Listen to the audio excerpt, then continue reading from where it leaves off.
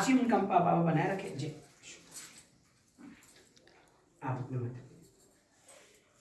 धन संपदा शत्रुवृद्धि विनाशिकम दीप ज्योति नमस्ते दीप ज्योति परम ब्रह्मा दीप ज्योति जनार्दना दीपो हरतु मे पापम मध्यान दीप नमस्ते। यहाँ पर अक्षत पूजा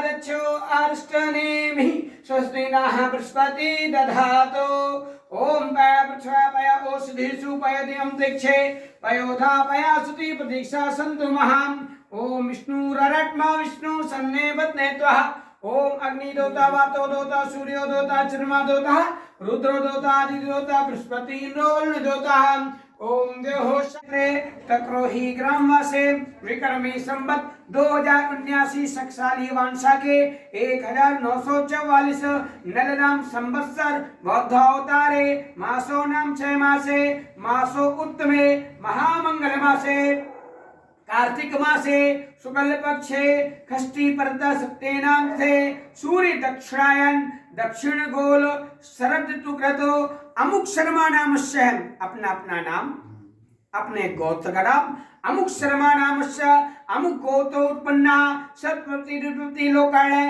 आत्मकालय वातावरण परिष्कार उज्जवल भविष्य मनोकामनाएं पूर्ति हेतु श्री भगवान सत्यनारायण स्वामी कथा श्रवण यज्ञ कार्य आरती कार्य मनसा वाचा कर्मणा सर्वधम गणेश अंबिका पंचलोकपाल प्रधान क्लास नवग्रह मंडल षोडशी मातका स्वाग्रह कुल देवी कुल देवता ध्यान सहित मूल प्रधान देवता श्री भगवान सत्यनारायण स्वामी कथा श्रवण यज्ञ कार्य करिष्ये करिष्ये करिष्ये अमुक अमुक ग्रह अमुक अमुक राशि स्थित फल प्राप्ति करिष्ये करिष्ये सूर्य तुला राशि तो मनसा वाचा कर्मणा अहम संकल्प करिष्ये। हे बाबा विश्वनाथ भक्त ठाकुर जी महाराज संकल्प स्वीकार करें शिव संकल्प अस्तु। अब गौरी गणेश को पुष्पमाला प्रतिघत्यामि एक माला एक कलश पे माल्यं सुगंधान माया तानवे प्रभो मया निवेद्यं पुष्प पुष्पमाला प्रतिघत्यामि। ढोल का साइड में ओम मनस्पति संभूतो गंधे गधूपः आग्नेश्वर देवानां गंधं समर्पयामि। चन्द्रमा मनसो जाते चक्षो सूरजात् श्रोतात् वायु प्राणश्च मुखात् अग्निरजा धूपदीप दर्शयामि। उपास नैवेद्यं रक्तं दर्शयामि। कोई बात गौरी गणेश के पास नीचे में रखो नीचे हां ये नौग्रह के पास एक रस करते बगल में दो सीट दे दी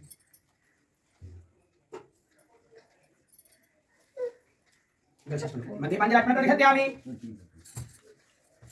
दूध रखना ओम पयथा पय ओषधिषु पय दुर्दक्षे पयोधा पय सति प्रतीक्षा सन्तु महाम श्री सत्यनारायण स्वामी नमस्तुभ्यं कामधेनु दुग्धं स्नानं प्रतिघत्यामि। श्री सदेवाय नमः। गंगा जल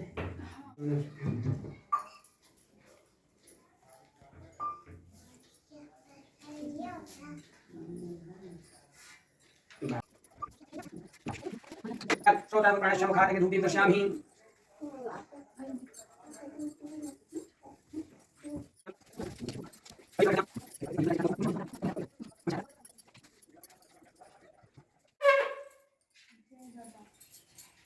चलिए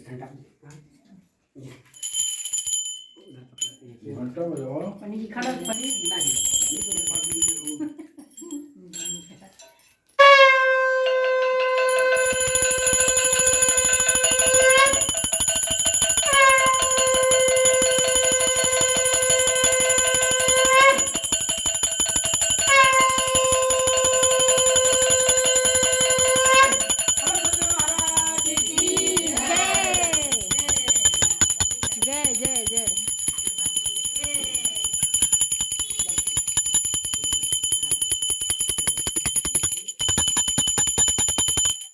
पाप ही पाप बढ़ेगा और उस पाप के भार से साधारण मनुष्य लोग जो सीधे साधे होंगे वो तो दबते चले जाएंगे।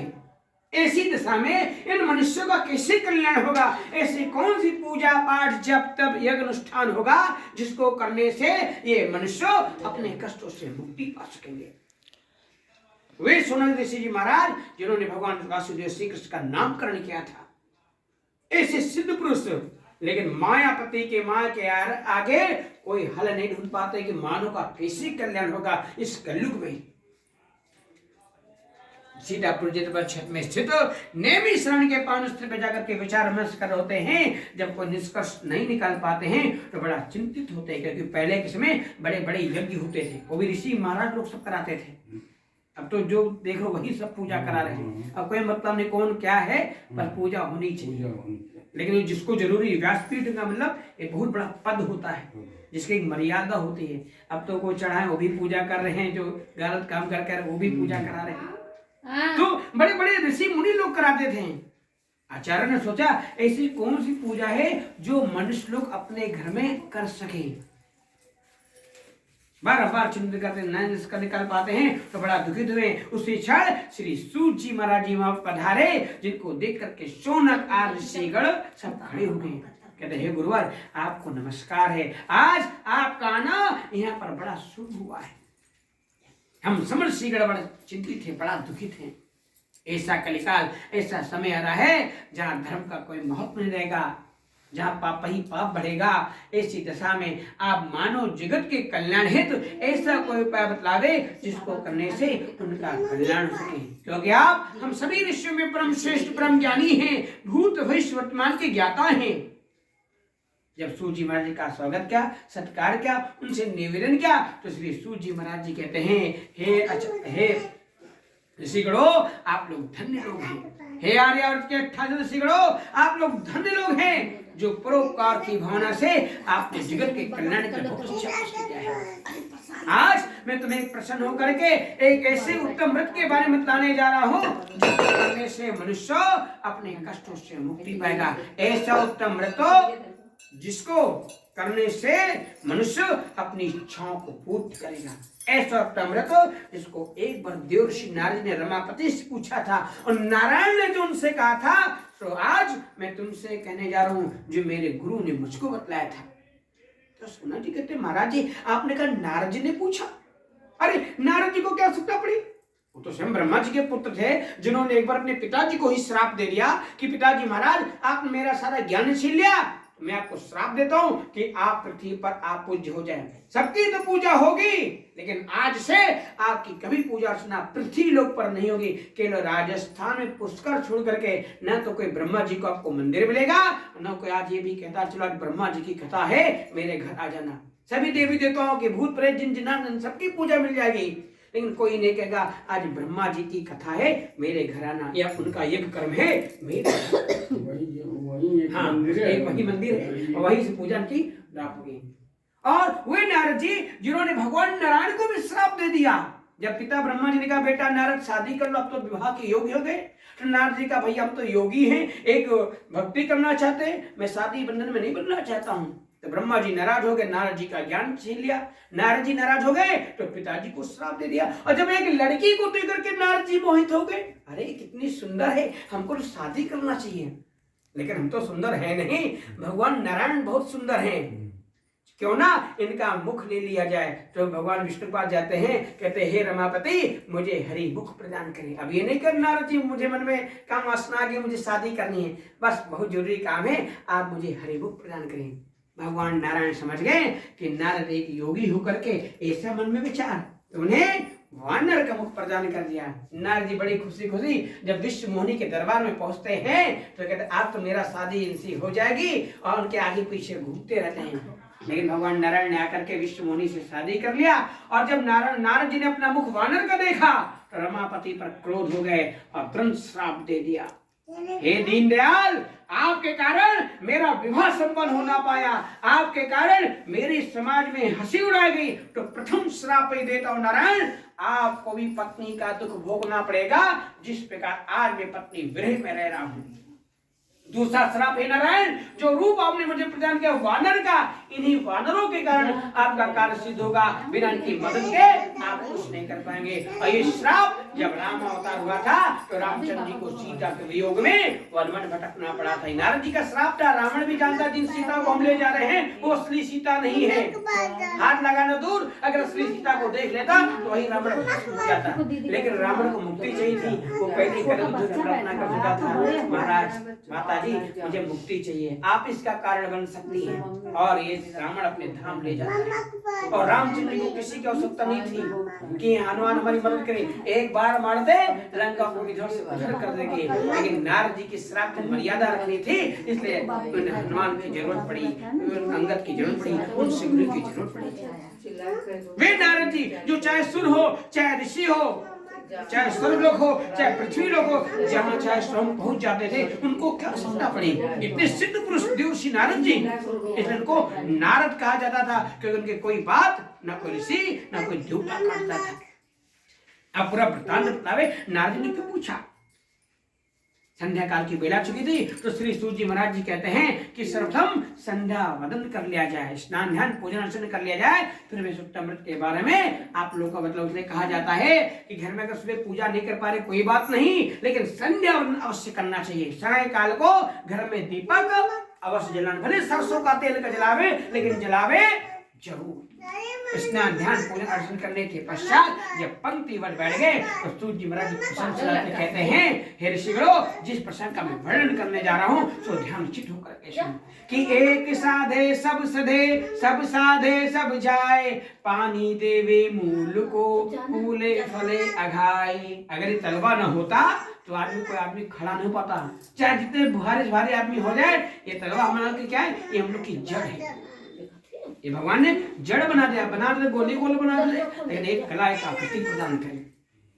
एक साधे तो सब सधे, अगर अपना ध्यान केंद्रित होकर के रखोगे ऋषिगणों तभी जाकर उसका फल मिलेगा। समझ से ध्यान चित होकर के बैठ गए। आज तो लोग मैक में चिल्लाते हैं, मैक में बोला जाता है। अब सोच ले कहाँ 88,000 आदमी और कहाँ एक वक्ता वहां से बोल रहा है और 88,000 बैठा आदमी उनको सुनाई पा रहा है।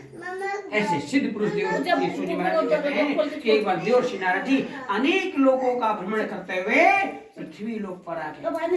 अतल वितल सुतल रसातल महातल तलातल पताल और भू भुआ स्वाह मह जम तप और सत्य लोग, ये 14 भुवन पाए जाते हैं। और ये 14 भुवन मनुष्य के शरीर में भी पाए जाते हैं। जन्म तप और सत्य लोग ने कहते हैं शिखा हमेशा रखनी चाहिए छोटी, क्योंकि देवताओं का स्थान है। ये ऋषियों को चाहे बिंदी लगाए या तिलक लगाए, तिलक लगाने मतलब नहीं कि हम ब्राह्मण हैं, तिलक इसलिए लगा जाता है ये ऋषियों का स्थान है और ये हम लोग के स्थान है। एक पुरुष है दूसरा स्त्री है, ये पुरुष है और ये स्त्री है। ये पुरखों का स्थान इसलिए कहते हैं कभी कटु वचन नहीं बोलना चाहिए, हमेशा आशीर्वाद देना चाहिए। गलत कर ठीक है जो देखा जाएगा, हम अपनी जबान गंदी ना करें। और ये अग्नि लोक, ये वायु लोक, नाभि आपकी क्या हो गई, ये पृथ्वी लोक हो गई। जब नारद जी 14 भुवन से भ्रमण करते पृथ्वी लोक पर आए, जिसे मृत्यु लोक कहते हैं। मृत्यु लोक क्या कहते हैं, क्योंकि यहीं पर मृत्यु निश्चित है, ना ऊपर कभी मरना है ना इसके नीचे कभी मरना है। मरना कहाँ पर है, इसी पृथ्वी लोक पर है। जितनी नौकरी करने हैं, जहाँ नौकरी पूरी फिर वापस चले जाना है, और जहाँ वहां फिर पूरी तो फिर नीचे आना है। और आओगे अपने परिवार में नहीं कहीं और फेंके जाओगे, रहोगे अपने परिवार में, चाहे कन्या पक्ष में जाए और चाहे अपने बेटे के पक्ष में आए। आज पिता हैं कल आप पोता बन सकते हैं या परपोता बन सकते हैं, या आपकी बेटी है अब नाती बन सकते हैं। तो ये आपके ऊपर है, ये ऊपर वाले की कृपा है। जब नारद जी पृथ्वी लोक पर आए, जहाँ पर समस्त प्राणियों को जलचर थलचर नभचर सेज अंडज जलायुज इन योनियों में जन्मे, जो आपको मनुष्य तन मिला है, ये आपके पूर्ण कर्मों का फल है। अगर कहीं जानवर बने होते तो किसी घर में बंधे होते हैं, लेकिन आपने अच्छे कर्म किए हैं जो आज मनुष्य योनि में जन्म पा करके भगवान का भजन कीर्तन स्तुति कर रहे हैं। उनका कैसे कल्याण होगा यदि आप मुझे अपना दास मानते तो। दीन दयाल विरध संभारी हरहु नाथ संकट भारी। मैं तो आपका सेवक हूँ, एक दास हूँ। रमापति जी कहते हैं नारद आप मेरे भक्तों के लिए बहुत अच्छा कृषि है। भगवान सुन कहते हैं मैं नहीं, मेरा भक्त बड़ा है जो अपनी भक्ति से मुझे पृथ्वी लोक पर अवतरित कर लेता है। कैसे लोग क्या करते थे, पहले ही काम का क्या था, ये पूजा पाठ सब बंद करवा दो, जब पूजा होगे नहीं देवताओं का तेज बढ़ेगा नहीं। जो आप पूजा पाठ यज्ञ अर्चन करते हैं उसी से देवताओं का तेज बढ़ता है।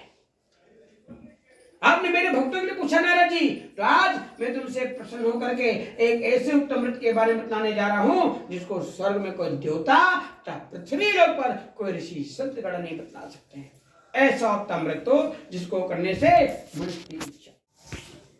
रमापति जी के नारद, ये पूजा कभी भी कर सकते हो। ये पूजा धन दान को बढ़ाने वाला, संतान को देने वाला सभी स्थानों पर विजयी है। जो मनुष्य जिस इच्छा से प्रभु का पूजन करेगा उसकी इच्छा अवश्य पूर्ण होगी। ये पूजा कभी भी नहीं कर सकते हो। न सावन, न भादो, न कुआर, न कार्तिक, न अगहन, न पुष, न चैत, न वैशाख, न जेठ, न अषाढ़, न सोमवार, न मंगल, न अमावस्या, न पूर्णिमा। जब मन में भक्ति हो, जब श्रद्धा हो, आप प्रभु का पूजन कर सकते हैं। कैसे करना है? ब्राह्मण को बुला करके वैदिक निर्माण करावे, केले का मंडप बनावे और गौरी गणेश कलश नवग्रह षोडश का अपनी कुल देवी के साथ प्रभु का पूजन करें। सर्वप्रथम भगवान को दूध, दही, घृत, मधु, शक्कर से अपना पंचामृत में स्नान करावे, कुमकुमार से, रोली से, चंदन से, तुलसी दल से प्रभु का पूजन करे, मीठे का भोग लगावे। वो मीठा चाहे गुड़ हो, चाहे शक्कर हो, चाहे बतासा हो, जल से आचमन करावे। और सर्वप्रथम कदली, ये नहीं खूब सारे फल रखे तो एक साथ उठा करके रख दिया। सबसे पहले केले का फल का भोग लगेगा जिसे कदली फल कहते हैं। और दूसरा फल इसलिए कहा जाता है क्योंकि मौसम बदलते हैं तो फल भी बदल के आप तो चाहे जब कौन सा फल भी खा सकते हो।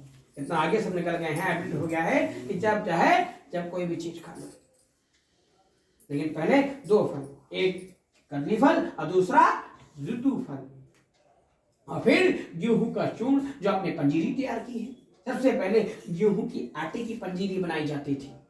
जब गेहूं का आटा ना हो तो चावल को धुल करके, सुखा करके, पीस करके, घी में भून करके गुड़ से मीठा करिए। मैंने बोलो कि तैयार कर रहे हैं तो थोड़ी से पंजीरी गुड़ मिला ली, बाकी में आप चीनी मिला सकते हैं, शक्कर मिला सकते हैं। और वो भी ना हो तो फिर तो रवा है या रामदाना है, मैंने सबका व्रत है तो रामदाना एक ऐसी चीज जो व्रत में खा सकते हैं, आप उसकी भी पंजीरी बना सकते हैं। भगवान के चरण में अर्पित करिए और करबद्ध होकर निवेदन करिए, हे प्रभु दीनानाथ, मैं अपने मन से, वचन से, कर्म से युक्त होकर के सह परिवार, सह कुटुंब, सह में आपका पूजन कर रहा हूँ। हे देवर्षि नारद जी, इससे अच्छा और कोई उपाय मानव जगत के कल्याण है तो दूसरा कोई नहीं। शिष्कन प्राणी रेवा खंडे नाम प्रथमो अध्याय पूर्ण। बोलो सद्गुरु महाराज की जय।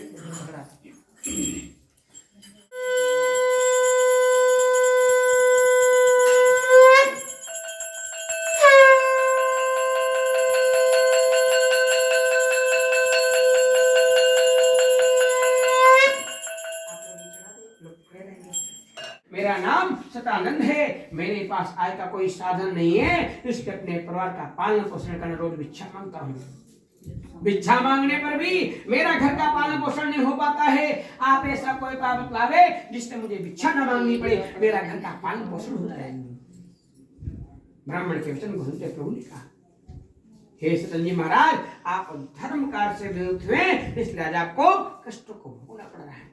यदि आप अपने कष्टों से मुक्ति पाना चाहते हैं तो भगवान सत्यनारायण स्वामी मनवांछित फल देने वाले हैं, आप उनका पूजन करिए, आपकी इच्छा अवश्य पूर्ण होगी। आपने अपने धर्म का पालन नहीं किया, इसलिए कहते हैं हमेशा अपने धर्म की रक्षा करनी चाहिए। धर्मो रक्षते रक्षितः।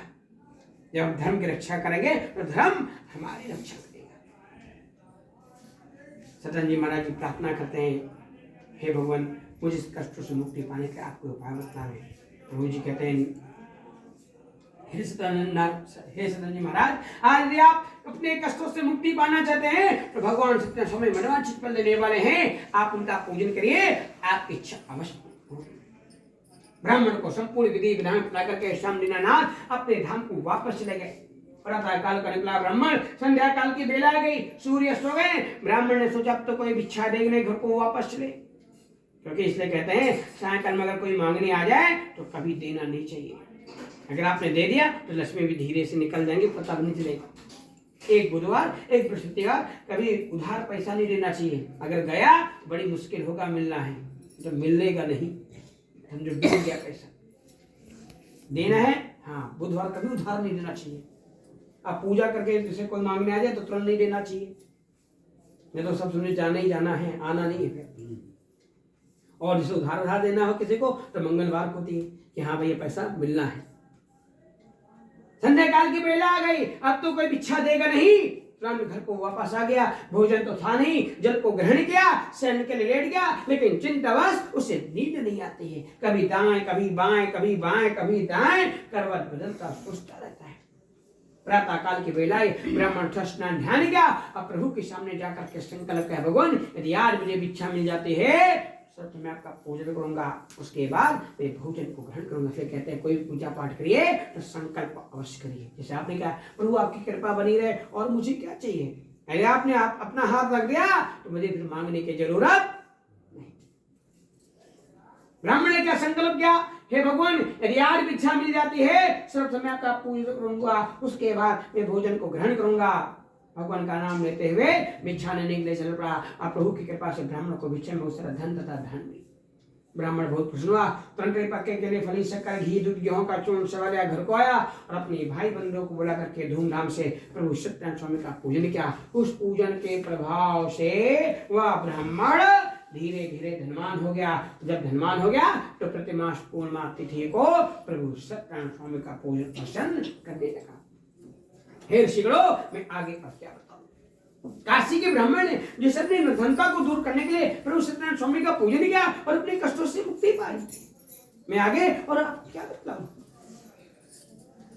इसलिए शास्त्रों में कहा जाता है कि जा पर कृपा राम की होई ता पर दया करे सब कोई। यदि भगवान की कृपा रहे तो बहुत सारे भाई बंधु मित्र आपके साथ खड़े रहेंगे। और जब ऊपर वाला ही रुट जाएगा तो सगा भाई भी आपका साथ छोड़ेगा, बाकी तो बातें ही छोड़ दिए। जब सगा भाई भी साथ नहीं देगा तो बाकी लोग कौन खड़े होंगे। जैसे कहते हैं सब रूठे रूठ जाए लेकिन ऊपर वाला न रूठे। मैं अपनी वाणी को अब विश्राम देता हूँ। तो सोने जी कहते महाराज जी इस ब्राह्मण के अलावा इस पूजन को और किसने किया। यदि कोई करता है आप मुझे प्रशंस नहीं है, हमारे मन में भक्ति और श्रद्धा है। हे आर्यावर्त के 88 ऋषिगणों तुम्हारे मन में भक्ति और श्रद्धा है, मैं फिर से प्रसंग कहता हूँ सो ध्यान चित होकर के सुनो। कहते हैं यही पर वह ब्राह्मण अपने वचनानुसार ज्येष्ठ मास की पूर्णिमा तिथि को प्रभु सत्यनारायण स्वामी का पूजन करता था। तभी उसी समय एक भिल नाम का लकड़हारा जो जंगल से लकड़ों काट कर वापस आ रहा था। जेठ का महीना था, ग्रीष्म ऋतु थी, गर्मी की व्याकुलता के कारण लकड़हारे को प्यास लगी और जल पीने की इच्छा से बाहर लकड़ियों को ठपता रख दिया। जैसे प्रवेश किया तो कह देखा अरे तो वही भिखारी ब्राह्मण है जो भिक्षा मांगता था, आज के बड़े भवनों का मालिक कैसे हो गया। ये ब्राह्मण पूजा किसकी कर रहा। ब्राह्मण को नमस्कार क्या, ये ब्राह्मण देवता आपको नमस्कार है, ये आप कौन सी पूजा करें, इसके करने से क्या फल मिलेगा। तो ब्राह्मण ने कहा हे लकड़हारे मैं सब मनोकामना को पूर्ण करने वाले प्रभु सत्यनारायण स्वामी का पूजन कर रहा हूँ। ये पूजा भगवान सत्यदेव महाराज जी की है जिनकी कृपा से संतान की प्राप्ति, धन की प्राप्ति होती है। मेरे पास जो सब देख रहे हो इस प्रभु का प्रसाद है। लकड़हारा बहुत प्रसन्न हुआ, ब्राह्मण से विधि विधान को पूछा, प्रसाद को ग्रहण किया, चरणामृत पीता है कैसा था, उसने जल को ग्रहण किया और ब्राह्मण को नमस्कार करते हुए अपनी लकड़ियां लेकर के चल पड़ा। मार्ग में विचार किया प्रभु यदि आज मेरी भी लकड़ियां मिल जाए तो मैं भी आपका पूजन प्रसन्न करूंगा। ऐसा विचार कर लकड़ियों का सर पे रखा। जिस नगर में सेठ धनवान लोग रहते थे वहां पर पहुंच गए और प्रभु की कृपा से उस लकड़हारे की लकड़ियां चौड़े दाम में बिक गई। वो जंगली लकड़ियां चंदन की लकड़ी में परिवर्तित हो गई और एक सेठ साहूकार के चौगने दाम मिलने पर लकड़ियां बेच दी। दाम लेकर प्रसन्न होकर पक्के के लिए फली शक्कर घी दूध गेहूं का चूर्ण सवा लिया, घर को आया और अपने भाई बंधुओं को बुला करके धूमधाम से प्रभु सत्यनारायण स्वामी का पूजन किया। उस पूजन के प्रभाव से वह लकड़हारा धनम धान्यम पुत्र और पौत्रम, जिसके पास खाने का तनका नहीं था, जिसके पास धन नहीं था, जिसके कोई संतान न थी, जब प्रभु ने कृपा कर दी धन धान पुत्र और पौत्र सब शिक्षाओं को पूर्ण करते हुए उसने भी श्री धाम को प्राप्त किया। और शास्त्रों में कहा गया कि जीवित सकल जन्म पायो अंत में अमरपुरी सदन सिधायो। मनुष्य रूपी जन्म पाते हुए भक्त रूपी कर्म किया, अब प्रभु की कृपा से श्री धाम को प्राप्त किया। श्री प्राणी रेवा खंडे नाम द्वितीय अध्याय पूर्ण। बोलो भगवान सत्य महाराज की जय।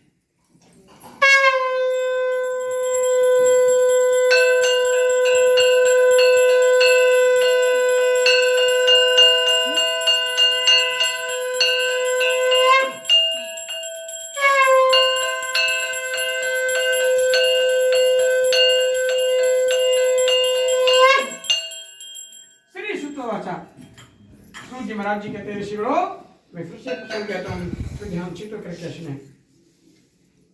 प्राचीन काल की बात है, सुंदर कनकपुर का राज था, जिसको आज वर्तमान समय में कर्नाटक राज कहते हैं, दक्षिण भारत कहते हैं।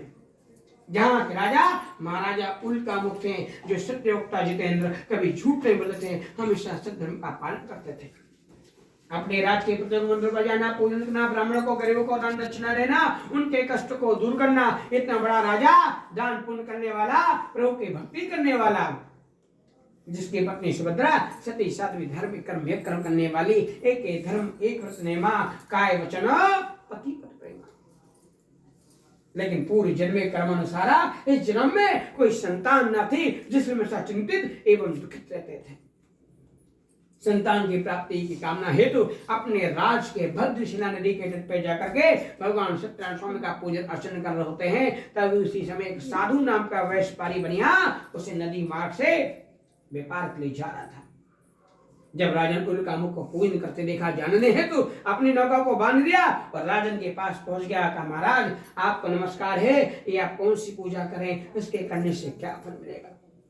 तो राजा ने कहा, साधु मैं महान सत्यवान प्रभु सत्यनारायण स्वामी का पूजन कर रहा हूँ। ये पूजा भगवान सत्य महाराज जी की है, जिनकी कृपा से संतानों की संतान की प्राप्ति, निर्धनों की धन की प्राप्ति होती है।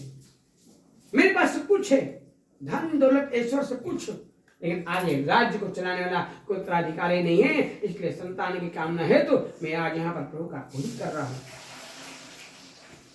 बनिया बहुत प्रसन्न हुआ, राजन से विधि विधान को पूछा, प्रसाद को ग्रहण किया, चरणामृत पीता है।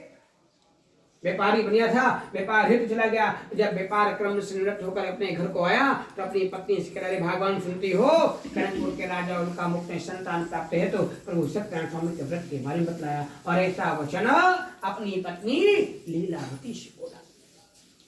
तो लीलावती के स्वामी क्यों न कल प्रातः काल के बेलाने पर प्रभु का पूजन कर दिया जाए, इसमें विलंब की आवश्यकता है? तो बनेगा था, अभी पूजा करने से क्या लाभ? अरे जब संतान होगी तब पूजा करेंगे, अभी वर्ष में पैसा काय खर्च करें? मान ले पैसा खर्चा कर दिया, संतान न हुई तो मेरा धन तो डूब गया। तो मैं अभी वर्ष में पैसा खर्च नहीं करूंगा, भगवान चिंता न करो, जब संतान की प्राप्ति होगी तभी मैं पूजा करूंगा। तो लीलावती कहते, स्वामी क्या संतान से बढ़कर धन कोई चीज है? अरे जब संतान ही रहेगी तो धन का क्या तात्पर्य है? तो बनिया ने क्या जवाब दिया कि टका ही धर्म है, टका ही कर्म है, टका ही धर्म है, टका ही कर्म है, टका नहीं टका टकियते। अर्थात धर्म अर्थ काम मोक्ष, जहाँ भी जाओ हर जगह धन की आवश्यकता पड़ती है। मैं अभी वर्ष में धन खर्च नहीं करूंगा, भगवान चिंता ना हो, जब संतान की प्राप्ति हो जाएगी तभी मैं पूजा करूंगा। लीलावती चुप हो जाती है, समय का चलता रहता है। कुछ समय पश्चात साधु वेश बनाया कि लीलावती अपनी आनंद तो संसार में प्रवृत्त होकर प्रभु सत्यनारायण स्वामी कृपा से गर्भवती हो गई और 10वें महीने में सुंदर कन्या का जन्म हुआ। वह कन्या इस तरह बड़ी होने लगी जैसे शुक्ल पक्ष में जन्मा, तो कन्या का नाम कलावती रख दिया। कन्या का जन्म हो गया, कन्या का नामकरण कर दिया, लेकिन पूजा करना फिर हो गया। लीलावती की स्वामी अब तो आप पूजा करिए, अब तो हमें संतान की प्राप्ति होगी, अब पूजा क्यों नहीं करते हो? पहले आपने कहा था भगवान सत्यनारायण स्वामी का पूजन सभी इच्छा को पूर्ण करने वाला, संतान को देने वाला है, तो मैंने आपसे कहा, आपने पूजा को टाल दिया। आपने कहा मैं अभी नहीं करूंगा, और जब संतान की प्राप्ति होगी तब मैं पूजा करूंगा। मैं चुप हो गई। आज हमें संतान की प्राप्ति हो गई, अपना संकल्प क्यों नहीं पूरा करते हो? कहा भगवान देखा नहीं, छठी क्या बढ़ा क्या, सारा धन उसी में खर्च किया। भाई बुआएं फुफाएं नानाएं नानियां विभिन्न प्रकार से नातेदार हैं, सबको खिलाया पिलाया, सारा धन तो उसी में चला गया। मैं सोचता हूँ जब मैं पुत्री का कन्यादान करूंगा तब मैं पूजा को संपन्न होगा। आप निश्चित रहिए, पूजा होगी कब? जब कन्यादान होगा तब। तो लीलावती के स्वामी कहावत में है कि काल करे सो आज करे, आज करे सो अब, पल में प्रलय होगी तो बहुत करोगे। ऐसा न हो समय बीत जाए आप प्रभु का नाम न ले पाए। लेकिन बनिया न माना, पत्नी को समझाते हुए चला गया। समय का चलता रहा, धीरे धीरे कुछ समय पश्चात साधु वेश बनिया ये पुत्री कलावती अल्प समय में पितृगृहवती को प्राप्त हो गई, अर्थात विवाह के योग्य हो गई। जब वायु ने अपने सखे उस नगर में खेले थे व्यापार से लौटते समय साधु वेश बनिया ने अपनी पुत्री को देखा, सोचा तो मेरी बेटी है, अब इसका विवाह करना चाहिए, ये तो विवाह की योग्य होती। तुरंत दूतों से कहा, दूत जाओ तेरी कन्या के पास से कोई बड़ी प्रत्येक करना। दूत वहां से गए और कंचन नगर से कलकत्ता कहते हैं वहां पर पहुंच गए। बड़ी खोल दूत ने सुंदर वाणी के पुत्र देखा, वाणी के पुत्र के साधु वेश बनिया को बुलाया। साधु वेश बनिया ने सुंदर शिक्षित लड़के को देकर के सुचित अपनी पुत्री का विवाह संपन्न कर दिया, दान भेज दिया, पूजा करना फिर हो गया। जब विवाह उपरांत भी पूजा करना भूल जाता है तो लीलावती के दुश्मनी अब क्या कारण है? पहले संतान न दी, चलो आपने संकल्प किया, संतान प्राप्ति हो गई, आपने छठी बरहा गवाना बता दिया, अब तो आपने पुत्री का कन्यादान कर दिया, अब पूजा क्यों नहीं करते हो? क्या भगवान देखा नहीं? बराती को बुलाया, खिलाया पिलाया, दान दहेज दिया, सारा धन तो उसे चला गया। भाई इतनी बड़ी बारात आई और उसको विभिन्न कर पकवान खिला गया, अब उन बरातियों को क्या खिलाते हैं? पहले कच्चा खाना पक्का खाना, 1 हफ्ता 15 दिन बरातें रुकी रहती थी, अब तो रात भर रुकना है, अभी सुबह चले जाना है। हाँ अभी नहीं कहो भैया हमको रात में विदाई चाहिए या तारों की छांव विदाई चाहिए, अब तो अपने सब जैसा लोग बना रहे सिस्टम वैसे ही है। तो इतनी बड़ी बरातियों को खिलाया पिलाया, दान दहेज दिया, सारा धन तो उससे भी चला गया। तो मैं सोचता हूँ जब मैं व्यापार से लौटूंगा तब मैं इस पूजा को संपन्न करूंगा, क्योंकि पहले मैं अकेला था, अब मेरे साथ मेरा जमाता है और वो भी इस व्यापार में कुशल विद्वान है। मैं अपने माता से राजा चंद्र के रात के जाऊंगा और जब व्यापार से आऊंगा तब मैं पूजा को संपन्न करूंगा। अब बनिया सोचता है पूजा करने का क्या तात्पर्य? अब तो कन्या हमारे घर की है नहीं, अब तो दूसरे घर की है और दूसरी घर की पूजा हम अपने घर में काहे करें?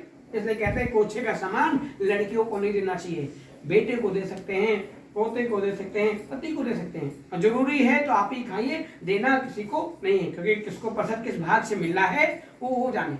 हमने प्रसाद दे दिया, अब आपने दे दिया तो आपका भाग आधा बट के उसके पास चला गया। जैसे कह रहे प्रसाद जो मिले तो स्वयं ग्रहण करना चाहिए, किसी को देना नहीं चाहिए। मैं सोचता हूँ जब व्यापार से लौटूंगा तब मैं पूजा को संपन्न करूंगा।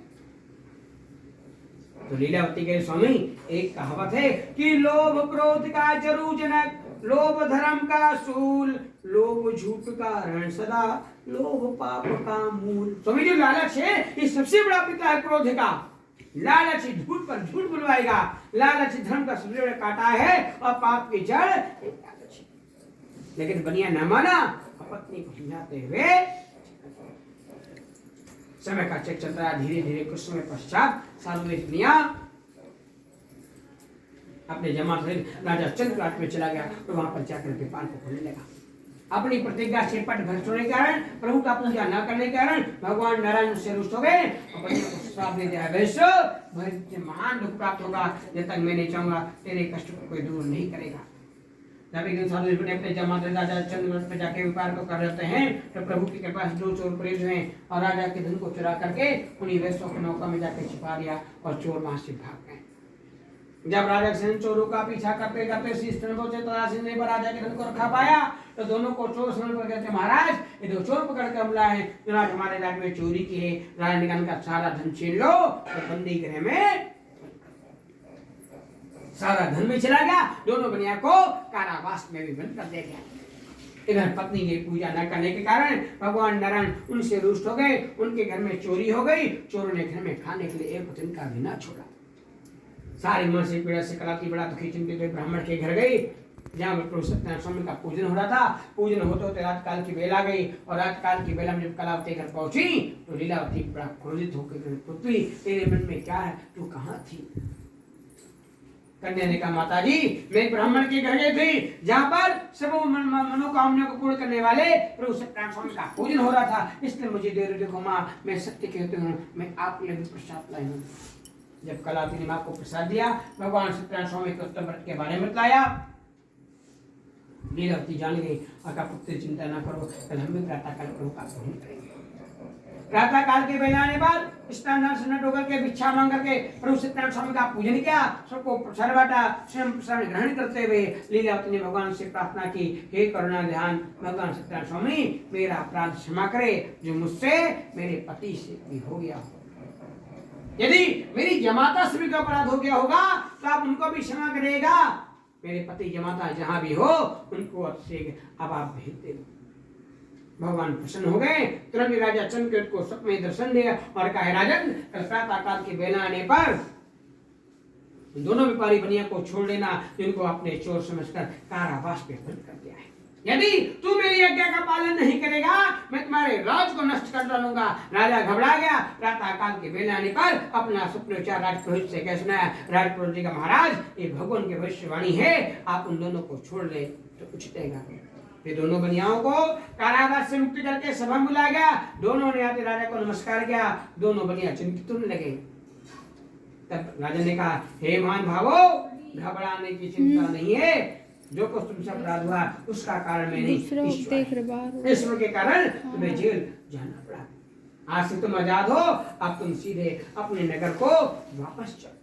फिर राजा ने उनकी बेड़ियां कटवाई, स्नान ध्यान कराया, सुंदर वस्त्र से प्रदान किया और जितना धन्य था उसका दूना धन्य करके सम्मान पूर्वक अपने राज्य विदा कर दिया। दोनों बनिया अपनी नगरी के प्रस्थान हेतु समुद्र के किनारे पहुंच गए। खंडे प्राणी रेवा खंडे नाम तृतीय अध्याय। पूर्ण बोलो सद्य महाराज की जय।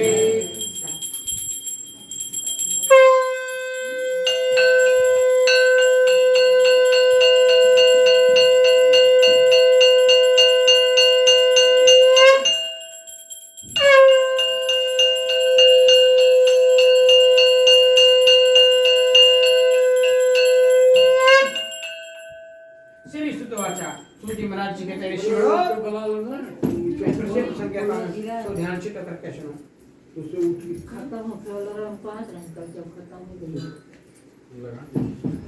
श्री सुतवाचा सूजी महाराज जी कहते करो फिर से प्रसंग कहता हूँ, सो ध्यान से करके सुनो। जब कारावास निकल करके समुद्र के किनारे पहुंचे तो मंगलाचरण करते प्रभु कभी चोरी ना की तो कारावास में चले गए। अब इतने बड़े समुद्री मार्ग में कोई संकट ना आ जाए कि मुक्तंतो कपिलो गजकर्णका लंबोदस्विक्तो विघ्नविनाशिका धूमकेतु गड़ा अध्यक्ष बालचंद्रो गजाननम द्वादशे तानिर्माण प्रत्यय छड़यदपे विद्या विभावे चा परवेशे निर्गमे विघ्नात संकटे चैते। प्रभु कभी चोरी ना की तो कारावास में चले गए।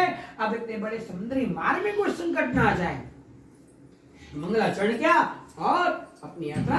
घर से कभी भी किसी काम के लिए जा रहे हो अपना स्वर चेक कर लिए। दाहिना चल रहा तो दाहिना पैर आगे निकालिए, अगर बायां चल रहा है तो बायां पैर निकाल लिए। किसी काम में आपको धोखा नहीं मिलेगा। या आप सीधे करिए कि प्रवेश नगर कीजिए सब काजा हृदय राखो कौशलपुर राजा। जिस कार्य में आप जा रहे हैं उस कार्य में सफलता आपको अवश्य मिलेगी। या एक काली मिर्च घर के अंदर फेंकते हुए हर हर महादेव कहते हुए भगवान का नाम लेते हुए चले जाइए। जिस कार्य में जा रहे हैं उस कार्य में सफलता आपको अवश्य मिलेगी। किसी भी कार्य के लिए जा रहे हो, काम बनेगा या नहीं बनेगा, वो मिलेंगे या नहीं मिलेंगे, या इस पेपर के लिए जा रहे हैं अच्छा होगा या खराब होगा, आप जा रहे हैं ऐसे करके जाइए, आपको सफलता अवश्य मिलेगी।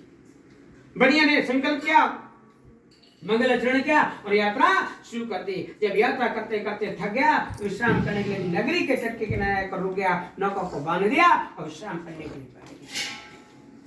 तभी भगवान सत्यनारायण स्वामी दंडी स्वामी के रूप धारण करते उसके पास पहुंच जाते। कहते साधु तेरी नौका में क्या है, कहाँ से आए हो? तो बने कहते है दंडी क्यों पूछते हो, क्या धन लेने की इच्छा, मांगे भीख?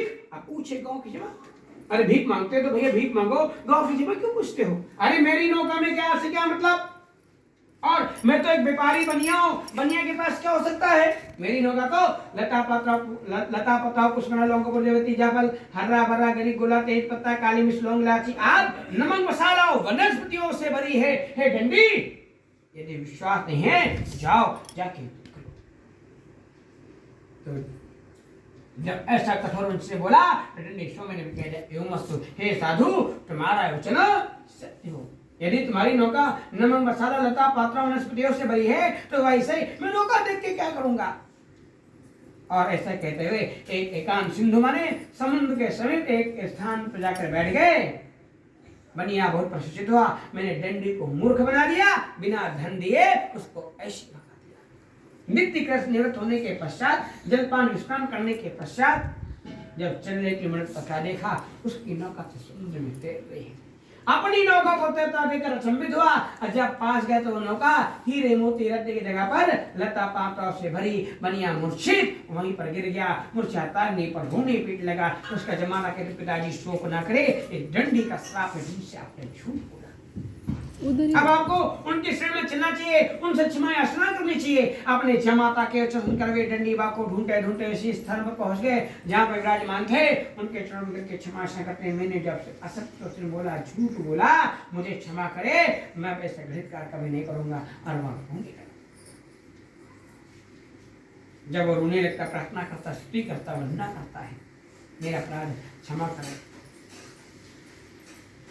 तब भगवान प्रसन्न हो जाते हैं। आपने भाषण में प्रसन्न दिया, कार्य बढ़िया, मेरी आज्ञा के कारण ही तुम्हें बार-बार कष्टों को उठाना पड़ा, क्योंकि तुम मेरी पूजा से विमुखा, तुमने संकल्प ले लिया मेरे संतान होगी तो मैं आपका पूजन करूंगा। आपने पूजन नहीं किया। फिर आपने कहा विवाह कर्म करेंगे तब आपका पूजन करेंगे। आपने विवाह कर्म कर दिया, आपने पूजन नहीं किया। तो कहता है, हे मायापति, इंद्राणी देवतागण भी, स्वयं ब्रह्मा जी इंद्र देवतागण आपकी लीला को नहीं जान सकते हैं। मैं तो साधारण मनुष्य हूँ, एक पृथ्वीलोक का। हे कर्णधान, मेरा अपराध क्षमा करे, अब मैं ऐसा घृणित कार्य कभी भी नहीं करूंगा। भगवान से स्तुति प्रार्थना वंदना करता है। भगवान प्रसन्न हो गए, नौका को धन से परिपूर्ण कर दिया, अपने धाम को वापस चले गए। जब बनी ने देखा नौका धन से परिपूर्ण है, तुरंत साधु से प्रभु सत्यनारायण स्वामी का पूजन किया, सबको प्रसाद बांटा और स्वयं प्रसाद ग्रहण करते हुए यात्रा शुरू कर दी। जब यात्रा करते करते अपनी नगरी से कुछ दूरी पर रह गए, अपने जमाता से कहने लगे, जमाता अब चिंता की कोई बात नहीं है। अब देखो हम हमारी नगरी पास में आ गए, वो देखो हमारी सुंदर नगरी। जब बनिया यात्रा करते करते अपनी नगरी के पास आ गया, नौका को बांध दिया और धन रक्षा करने दूतों से कहा, दूत जाओ मेरे घर में जाकर सबसे कहना उनके पति जमाता आ गए हैं, बुलाए। उस समय लीलावती कलावती प्रभु सत्यनारायण स्वामी का पूजन कर रही थी। जैसे दूत ने कहा कि पति जमाता आ गया, आपको बुलाया है। लीलावती बड़ा पति कुत्ते तो घर का काम करके आ जाना, मैं पति दर्शन को जाती हूँ। लीलावती तो चले गए। कलावती ने भी जल्दी घर का काम किया। अब भगवान के प्रसाद को त्याग कर वो भी पति दर्शन के चल पड़ी। प्रसाद की अवज्ञा पान के कारण भगवान नारायण उनसे भी रुष्ट हो गए और वरुण से कहा, हे वरुण, ऐसी मारसना इस कन्या को पति दर्शन न हो, उसको जल्द दिखाई पड़े, क्योंकि इस कन्या ने मेरे प्रसाद का अपमान किया है। जब कलावती वहां पहुंची, अपनी पति की नौका को ना देखा तो शोक करने लगी, रोने लगी। नाव खेने वाले मल्लाह जो नौका को लेके भी आए थे, वो भी बड़े चिंतित हो जाते, इतने क्षण में नौका कहाँ लिप्त हो गई। अभी नौका यहाँ थे, एक बार मैंने रखा गैप हो जाए तो बड़ी चिंता, कहाँ चला गया, सब तो यहीं बैठे हैं, कौन ले जाएगा। अपनी पुत्री को रोता देख करके साधु वेशमणि ने भगवान से प्रार्थना की, जिसके दीर्घ दर्शन करे भगवान ने आकाशवाणी की, साधु तेरी कन्या ने मेरे प्रसाद का अपमान किया है, मेरे प्रसाद को त्याग कराई है। ये पहले घर को त्याग प्रसाद को ग्रहण करे, फिर आके पति प्रसन्न प्राप्त। कलावती भागते भागते घर को आई, भगवान से याचना किया, उनके प्रसाद को ग्रहण किया, फिर वापस जाकर के दर्शन प्राप्त करती है। फिर साधु वेशमणि अपनी पुत्री पत्नी साथियों से धूमधाम से भगवान सत्यनारायण स्वामी का पूजन किया, प्रसाद बांटा, स्वयं प्रसाद ग्रहण करते हुए संकल्प किया, हे प्रभु, आज शहर पूर्णिमा को, संक्रांति को मैं आपका पूजन करूंगा, करता रहा। और फिर श्रीलोक का दीप का स्वरूप तेरे उसने भी श्री धाम को प्राप्त किया। श्री खंडे श्री प्राणी रेवा खंडे राम चतुर्थ अध्याय पूर्ण। बोलो सत्य महाराज की जय।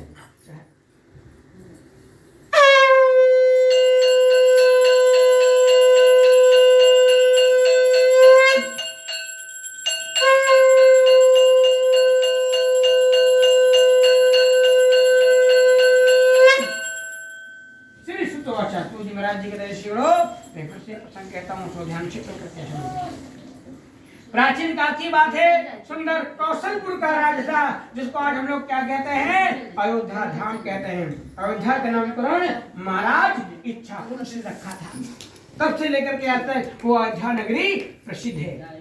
जिससे पहले क्या कहते थे, कौशलपुर कहा जाता है। इसलिए सुंदर कांड में लिखा है कि सब काजा हृदय राखो कौशलपुर। जहाँ राजा महाराजा तुम थे, जो अपनी प्रजा सेवा पुत्रों की भाग करते थे। अपने राज्य के प्रत्येक मंदिर पर जाना, पूजन करना, ब्राह्मणों को, गरीबों को दान दक्षिणा देना, उनके कष्टों को दूर करना। कितना बड़ा राजा, दान पुण्य करने वाला, प्रभु की भक्ति करने वाला, लेकिन एक बार अपनी अल्प बुद्धि के कारण भगवान के प्रसाद को त्याग कर बड़ा दुख पाता है। एक बार की बात है कि मारातुर्धन अपने कुछ सैनिकों के साथ हिंसक जंतुओं का संहार करते करते इतने आगे निकल आया, उसके सभी सैनिक सब पीछे रह गए।